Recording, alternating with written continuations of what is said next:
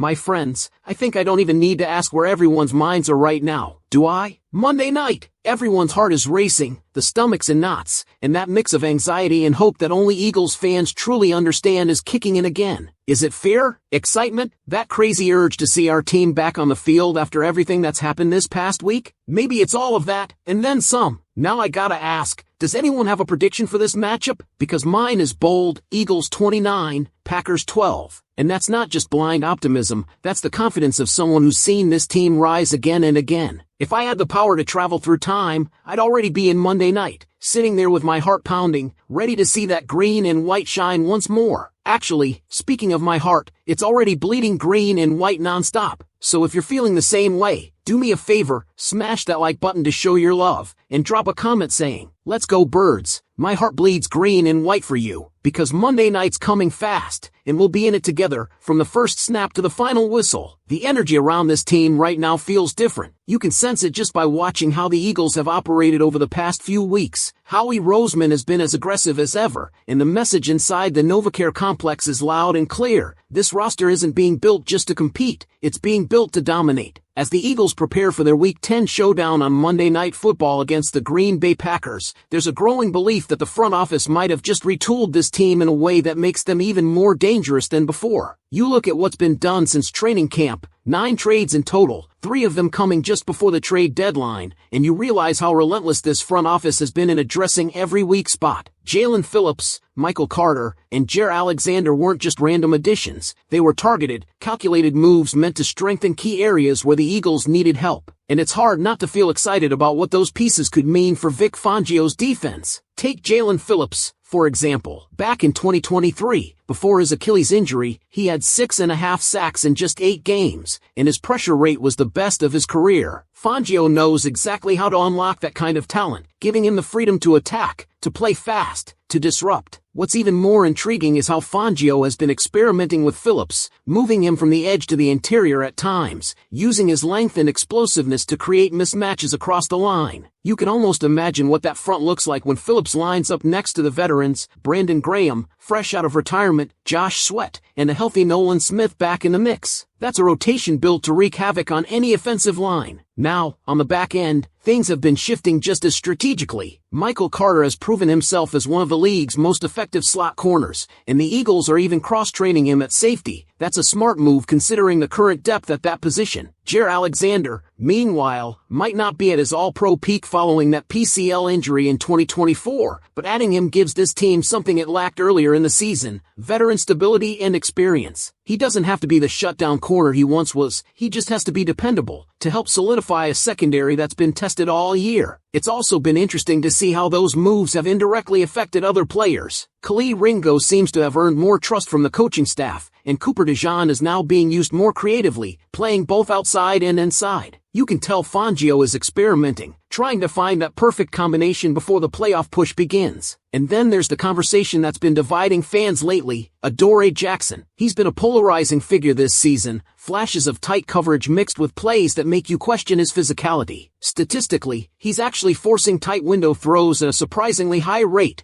5th best in the league, just behind names like Sauce Gardner and Patrick Surtain. But numbers don't always tell the whole story. The tape from that Thursday night game against the Giants still lingers in the minds of fans. The goal line play where he tried to shoulder tackle Cam Skattebo instead of wrapping up. That's the kind of decision that sticks with you, especially in a city that demands toughness. The truth is, his spot isn't guaranteed. With so many new additions and roster shuffling to come, Jackson could easily find himself on the outside looking in. Roster management has become a chess game for Howie Roseman. Patrick Johnson was already moved to the practice squad to make room for Nolan Smith. Other names like A.J. Dillon, Adoree Jackson, and even Matt Pryor might be next in line for cuts. The team simply has too many moving parts and not enough roster spots. It's a classic case of talent overload, a good problem to have if you're the Eagles. But maybe the biggest storyline that's been flying under the radar is Saquon Barkley. The narrative around him earlier in the season was that he wasn't producing at his usual level. Some fans even started questioning if the Eagles had overpaid when they extended him after last year. The reality is, it was never about Saquon. The issue was the offensive line, plain and simple. The numbers told the story. Yards before contact per carry were down by nearly 2 full yards from 2024 to 2025. That's not on the running back, that's on the blocking. Then came that breakout performance against the Giants, 150 yards, 2 total touchdowns, and you could feel the shift. He looked explosive again, decisive, and confident. When you give him room to run, he still looks like one of the most dynamic backs in football. And credit to Howie and Jeffrey Lurie for understanding his true value, both as a player and as a leader, and rewarding him accordingly. They didn't just give him a new contract. They sent a message to the entire locker room. Leadership and loyalty matter here. Now, the question heading into Green Bay is whether the offensive line can maintain that level of execution. The Packers have been tough against the run this season, but the Panthers just gashed them with Rico Dowdle, proving they can be vulnerable if you hit the right gaps. If the Eagles can replicate that success, if Saquon can continue to find lanes and stay involved in the passing game, this offense could finally hit the balance it's been searching for all year. The trades are done, the roster is loaded, and the team seems more connected than ever. But as the lights get brighter and the matchups tougher, every decision, from Fangio's snap counts at linebacker to how the secondary rotations shake out, will start to matter more than ever. And that brings us to a question every Eagles fan has been asking all week. After all the moves, all the roster shuffling, and all the optimism around these new faces, which of these additions do you think will make the biggest impact as we head into the second half of the season? When you start breaking down how these new additions actually fit into what the Eagles are trying to do schematically, that's where things get even more exciting. Vic Fangio now has a defensive lineup that's versatile in ways we haven't seen from this team in years. Think about it. He can rotate Jalen Phillips and Brandon Graham off the edge, move Phillips inside on passing downs, and suddenly you've got this unpredictable front where offenses have no idea where the pressure's coming from. Add Nolan Smith back into that mix, and you're talking about a wave of athleticism and power that can change games late in the season. And what's even more fascinating is how Fangio seems to be leaning into that flexibility at every level of the defense. Michael Carter getting reps at safety isn't just an experiment. It's a clear indication that the Eagles want players who can play multiple roles, disguise looks, and confuse quarterbacks. When you have guys like Carter and Jaire Alexander who can shift inside or outside, that gives you the freedom to mix coverages in a way that can completely throw off offensive rhythm. That's classic Fangio football, controlled chaos, designed to make opposing quarterbacks hesitate for just a split second. And with the kind of pass rush this team now has, a split second is all they need. Of course, it's not all about defense. The offense is starting to rediscover its identity too, and that's where the Eagles could really separate themselves from the rest of the NFC. Saquon Barkley's resurgence has done more than boost the run game. It's opened up the play action again. When teams have to respect that threat up the middle, it makes life so much easier for Jalen Hurts and this passing attack. Hurts has taken a fair amount of criticism this season for holding onto the ball too long or missing open reads, but when the running game clicks, he looks like the confident, dynamic leader we saw in that 2022 Super Bowl run. And you can tell the front office still has complete trust in him. When Howie Roseman made all those defensive trades, he was also sending another message, that the offense doesn't need an overhaul. They believe in this group, from Hurts to A.J. Brown to DeVonta Smith, to carry this team when it matters most. It's just about finding consistency up front. The offensive line, though not as dominant as it once was, remains the heart of this team. Lane Johnson and Jordan Mailata are still elite, but the Eagles know that depth inside could be tested. That's why you keep hearing talk about possible reinforcements or even free agent options like Brandon Scherff if things get tight. The good news is that Dallas Goedert has been having a career year, not just statistically, but in terms of how he's being used. He's blocking as well as any tight end in football, but he's also become one of Hurts' most reliable targets in crucial situations. The big question is whether his production this year might actually make it hard for the Eagles to keep him beyond this season. He's earned every bit of that respect, and that price tag. So the conversation about potentially drafting a tight end next year isn't a reflection of dissatisfaction. It's just the reality of how Howie operates, always thinking 2 moves ahead. And speaking of the future, that's exactly what this front office is quietly setting up. By bringing in veterans like Jaire Alexander and Brandon Graham while also giving snaps to younger players like Nakobe Dean and Jaire Brown, the Eagles are building balance. They're not just chasing a championship this season, they're making sure the foundation stays strong for years to come. It's that blend of immediate aggression and long-term planning that makes Howie Roseman the most respected general manager in football. But for all the smart roster moves, all the stats, and all the strategy talk, what really matters now is chemistry. You can have all the talent in the world, but if the locker room isn't aligned, it falls apart. That's why bringing back a leader like Brandon Graham matters so much. His return isn't just symbolic, it's stabilizing. He's the emotional core of this defense, the guy who bridges generations of Eagles football. When younger players see a veteran like Graham come out of retirement just to give it one more run with this group, it speaks volumes about what's being built inside that building. And it's not lost on the players either. You talk to anyone in that locker room right now, and they'll tell you there's a different level of focus, like they know something big is coming. Monday night in Green Bay isn't just another regular season game. It's a statement opportunity. The Packers might be inconsistent, but they're physical, disciplined, and tough to beat at Lambeau. It's the perfect test to see if all these moves are translating into real results. If Jalen Phillips can make an impact off limited snaps, if Saquon continues to find lanes behind that retooled line, and if the secondary starts to gel with all these new faces, the Eagles could leave Green Bay not just with a win, but with confirmation that they've turned the corner, that the all-in mentality isn't just talk, it's who they are right now. So, Eagles Nation, here's the real question. With all these changes, all this momentum, and a roster that looks deeper than it's been in years, do you believe this team is ready to make another Super Bowl run? Drop your thoughts below, hit that like button if you're rolling with Philly, and make sure you're subscribed, because the second half of this season, it's about to get wild. Fly, Eagles, fly.